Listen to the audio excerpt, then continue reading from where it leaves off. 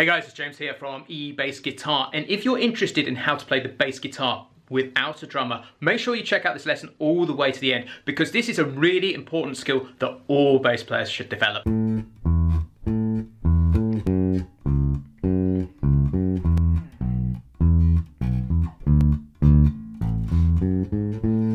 Hey guys, it's James here from eBassGuitar, and in today's lesson I'm going to be talking about how to play the bass guitar without a drummer. So the inspiration for today's lesson comes from one of my Bass Lab Plus students called Frank, and he's written me this email here, which I'm going to read to you because it's a great question he's asking. Hi James, I'm a beginner/intermediate level member of the Bass Lab Plus. I was wondering if you could give a lesson on how to approach playing in a small group that does not have a drummer. I play bass in a small ukulele group and I'm basically the rhythm section. The others pick up and strum the melody and it's down to me to play the rhythm. The players in the group use song sheets with chords and lyrics laid out for them, but nothing for bass. I can follow the chord changes okay, but I have no idea how to improvise a bass line to support the song. What I'd like is guidance on how to go about looking at a ukulele song sheets at a moment's notice to come up with a bass line which will fit the song. I've attached a sample ukulele song sheet for you to see what I'm babbling on about. It's Country Roads by John Denver. It's a standard played in thousands of ukulele clubs all over the world. So I want to take a step back and actually talk about the fundamentals of playing the bass guitar without a drum, because this is actually a really important skill. And there are probably three reasons why you might find yourself in the situation where you are doing this. And I've done loads and loads, hundreds of gigs probably over the years without drums. And so this is something I'm pretty super comfortable doing. I don't necessarily enjoy it as much as playing with a drummer because it's quite a lot harder work, but it is something as a bass player you are required to do. So why would you do it? The first and most typical reason, particularly in the sort of work I've done, is volume. As soon as you strip out the drums, you halve the volume generally straight away. And so if you're, say, at a wedding, this is probably most arguably the time I've done it, on a wedding gig where they want to background music and they don't want it to be too intrusive, they will take out the drums, and often you might just have bass, piano and saxophone. And so the bass is pinning down the rhythm and the harmony in that situation. The next reason you might do it is you might want to reinvent a piece of music to change the vibe of it. Often you'll have a big, loud, I don't know, rock tune, for instance, and they might want to do an acoustic version of it. Acoustic is the typical term that you'll find for this. And one of the things they may do is strip out the drums or change the drums to being a percussionist or playing a shaker or something like that. And so what it does is it starts to radically change the feel of the music. And this is often something that people want for a more chilled out effect. And the last one, which is more applicable to Frank's situation, is it may be a more unusual kind of selection of instruments. So in that situation, he's talking about a ukulele group here. Typically, I'm talking about a band that consists of drums, keyboards, bass, singers, etc., etc. But a ukulele group, which maybe I don't know how many ukuleles you get in a group, maybe 10 or something like that. It's a different situation to a standard rock band. So that's typically the situations where you might find yourself playing bass without a drummer. As a bass player in a band, we have two functions. We have a rhythmic role and we have a harmonic role. The rhythmic role is where we are pinning down the beat, and normally we will work with the drummer in that scenario. The harmonic role is where we're pinning down the bottom end of the harmony, the chords or the root notes. And so the bass generally has quite a lot of responsibility in the band, but that responsibility is amplified as soon as you take away the drummer in that situation. So all of the rhythm is generally pinned on us to give a really strong foundation or beat to the music. So what we need to do is ensure that we are playing with a huge amount of accuracy. We can't be waffling around or fluffing our notes, because giving that precision is super important. So the first thing I want to advise you do is actually write out your own chord chart. So what Frank has done here is he has given a typical I guess, chord lyric sheet here. And if you go to any of the tab sites, you'll see these all over the place. And they're kind of fine for people who have a very strong connection to the melody. But for us bass players, they can be challenging. They can work under the proviso that you really, really know the song inside out. Because what you don't see on this chart here is actually where to place any of the notes. So looking at it at a moment's notice can actually be really, really tough and really trip up us bass players. So what I encourage you to do is to write out your own version of this chord chart. And that's exactly what I've done. Frank gave me this in the key of C, and it's obviously been arranged for his ukulele group. But what I've done is I've taken the original and just transcribed that, because there's a chance I might actually need it on a gig in the future, because it's a great song, or it might be useful for one of my Bass Lab Plus members who has the Bass Vault as part of their subscription. So let me just go in. I'm going to show you my chart now, and this is a really simple chord chart, and you can see accurately where to place every single note here. So what I'm going to do is grab out the pencil here, and the case in turn is you can see every beat of the bar here, and you can see me writing 1, 2, 3, 4, and that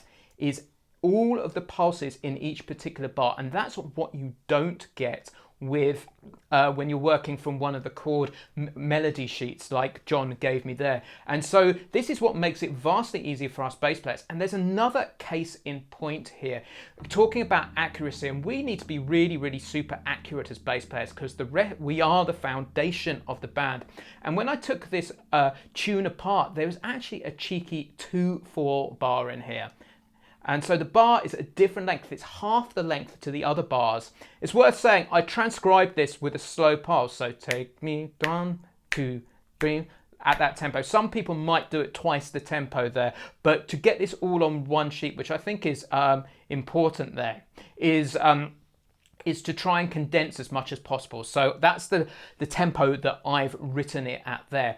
But when you're working with these chord melody sheets, you don't often, or chord lyric sheets rather, you don't get the subtleties like the 2/4 bars written in there. And that's where you really have to go away and just make sure you learn the song inside out. So working at a moment's notice can be really, really tough. So this is my chord chart. It's worth saying that both of these chord sheets are available. You can download them so you can actually print them out and have a look at the differences between the two of them. But as bass players, I would recommend working with 100% accuracy and always working from a chord chart like this, which has preferably 4 bars per line, because you can really see the phrasing super, super well. So once you've got yourself an accurate chord chart, the next thing we want to do is work on making our rhythm as strong as possible, because in this scenario, our ability to pin down the pulse and give the foundation really is the most important thing. Arguably, I'd say in some respects, it's more important than the notes. So what we want to do is start improving our rhythmic confidence. And the first thing I want to encourage you to do is start to lay into the instrument a bit. And what I mean by that is play with confidence. What I critically don't mean is overplay too, but I want you to actually really, really place each individual note. So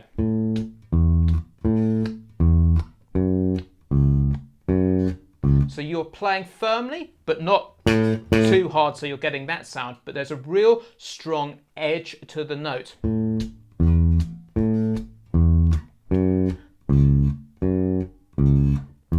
And that will give the pulse to the rest of the band. If you're playing feathery like that and really light, it's much, much harder for everybody else to hear the edge or the emphasis that the note is creating. So that is the first thing. Lay into the instrument, play with confidence. That will really, really help you to begin with. The next thing is we want to start working on our time feel, and that is our ability to play good, strong rhythm. And the first thing I would encourage you to do is start working with a metronome. A metronome is a really, really important device, and the first step to working with a metronome is just simply to be able to play confidently in time with it. Let me demonstrate here. So I've got a metronome here at 90 BPM, and I'm just going to play the bass line along with it.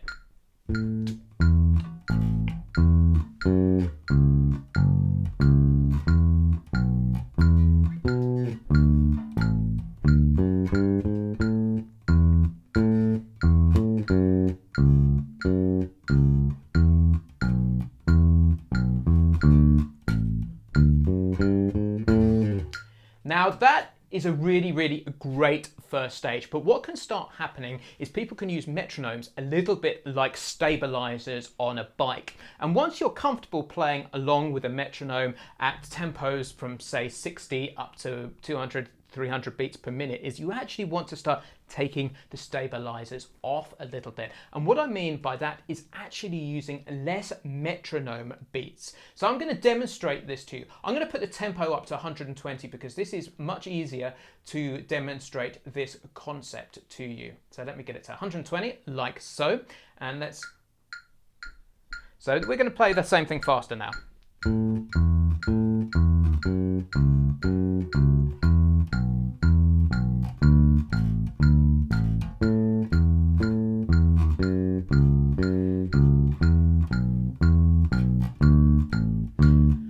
So we're going to take that bass line, and what we are playing, we've got the metronome on all 4 beats of the bar. So what I want to do now is literally put it onto beats 2 and beats 4 of the bar, and this can be really challenging. So what I'm going to do is I'm going to take it down from 120 down to 60.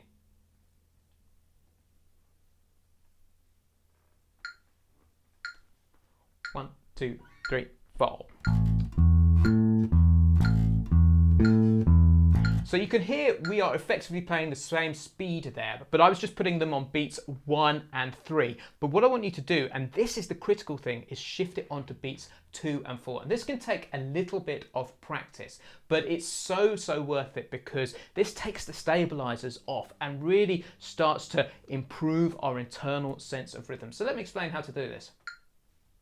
So what I do is this: 2, 4, 2, 4, 2, 4, 1, 2, 3, 4, 1, 2, 3, 4, 1, 2, 3, 4, 1, 2, 3, 4, 1, 2, 3, 4, 1.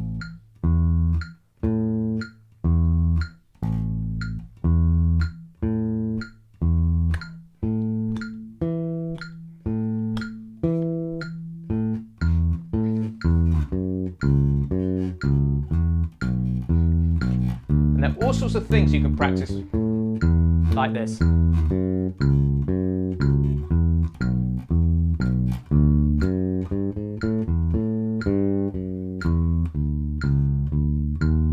Walking bass is great.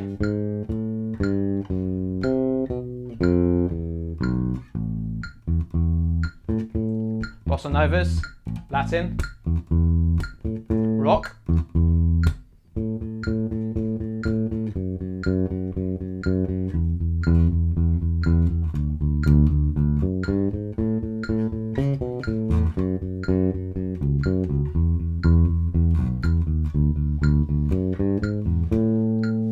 So that is a really powerful exercise to put your metronome on 2 and 4. And as you can see, there's loads and loads of stuff you can practice over it. When I used to practice walking bass, and I still do, but at really fast tempos, so I'm talking, I don't know, 300 BPM, I would put the metronome on a 2 at 4 at 150 BPM because that would start to show up any rhythmic inaccuracies really quickly and start to take those stabilizers off. This, if you're interested in metronome exercises, is just literally the tip of the iceberg. So guys, this lesson is in 3 parts. So far, part 1 has talked about creating an accurate chord chart so we know what notes to play when and how they work in relation to the music.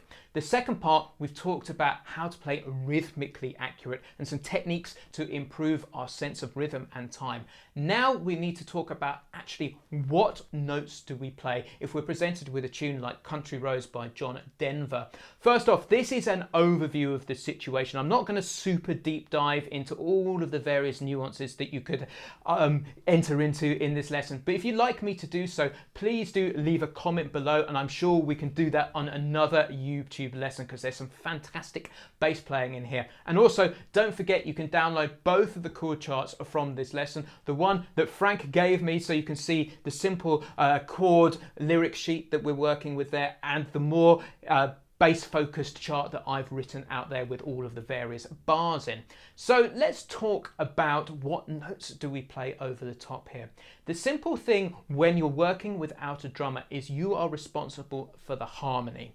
So you want the rhythm to be solid, which you've already talked about, but we want the notes to be rock solid too. And what we want to do is literally pin down the bottom end of harmony in the most simplistic way possible to begin with. And the thing that I need to impress on here is there is nothing wrong with being simple when you are creating a bass line here. A band will thank you so much more for creating a simple and accurate bass line which makes everybody above you feel comfortable than a really clever bass line that's full of wrong notes. So in this situation, the John Denver tune is largely a country-based feel. And with country music, our go-to technique for creating a bass line is roots and fifths. So taking the chord chart that I've written out from the original John Denver track, we are in the key of A. So everything we are playing, bar one chord in the whole tune, is related to the A major scale. So, and we can get our root and fifth pattern like so. It is this little mini L shape here. And we get the octave too. So root, fifth and octave is our go-to bass line. So I'm going to take the chords, I've got them over here for the first line of the tune here. So we're going to go.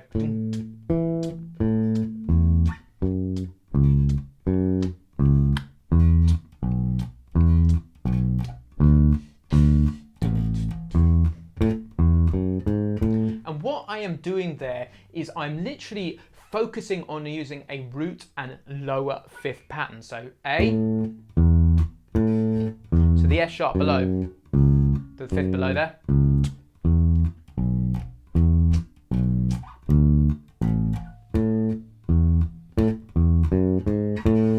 And that is a really, really great foundational first step. So just use one pattern. So that is the root and then the lower fifth. Just start off dead simple there and really make sure you nail the rhythm in that 2/4 bar, which I've circled there. A little trick that I sometimes do is literally play 2 root notes in the bar and count 1, 2, and then back to the pattern. And that just makes it really, really deliberate. And once I'm comfortable with how that rhythm feels, I then can start to forget about it. But the most important thing is I've pinned down the chord change and I make everybody else feel comfortable above. And also fundamentally, I know that I'm playing it right.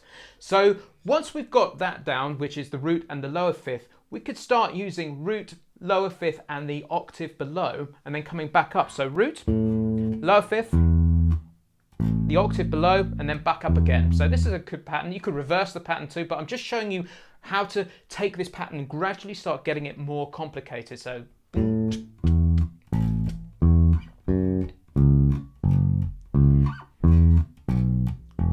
then 2 Ds. Like that. So that is a great pattern. And then once you get really comfortable with that, you can then start mixing it up. Let me mix it up so I can show you what I mean. So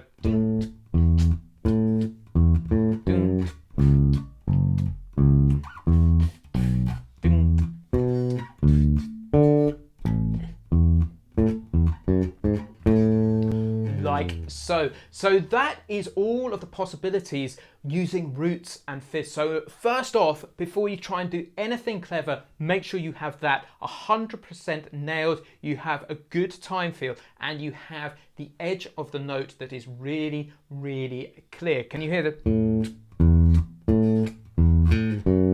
It's precision and definition, and that is the most important thing when you are trying to make other musicians feel good above you. But there's one last thing I just want to touch on here, and this is right at the very beginning of the track, and this is such a typical country thing, and this is this little walk up. As I said earlier in this lesson, everything is based on the A major scale.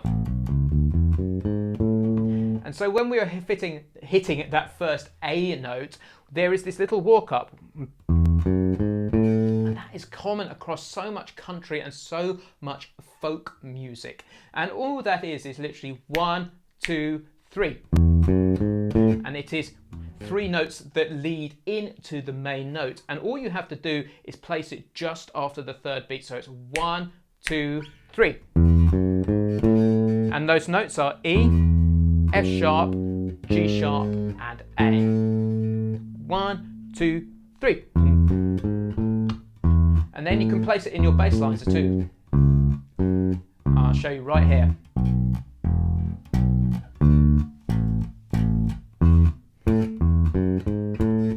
And then on we go through that chord sequence again. So guys, that's the end of today's lesson. If you've enjoyed this lesson, please do give us a like and share on social. If you'd like me to take apart all of the John Denver song, Take Me Home, Country Roads, please do leave us a comment below. Don't forget you can download all of the PDF chord charts for this lesson from clicking the link in the description below. My name's James from eBassGuitar. I will catch you next time.